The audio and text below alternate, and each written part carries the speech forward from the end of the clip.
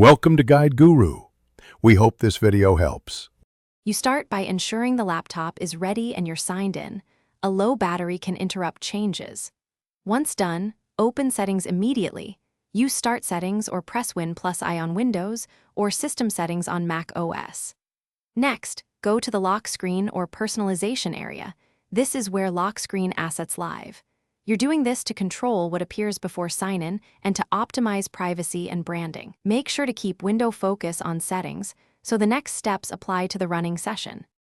Now you pick the image or slideshow and configure how it behaves. Select Picture for a single photo, Slideshow for cycling images, or Spotlight for curated images on Windows. Mac OS uses Photo or a folder. Then click Browse or Add a folder and choose a high-resolution image to avoid blurring. Once chosen, adjust Fit, Fill, Fit, Stretch, and set slide intervals if using Slideshow. Also check privacy settings so lock screen content doesn't show sensitive notifications. This ensures finish by saving the change and testing it. Lock the device with Win+L or Close Display and verify the new background appears. If it doesn't update, check the file format, use JPG or PNG, and ensure the image file isn't in use or blocked by permissions.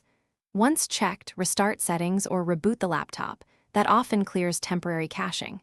If problems persist, clear the lock screen cache or remove conflicting management profiles. These steps fix most failures and get your lock screen showing the right image. Thanks for watching. Consider subscribing if we helped you today.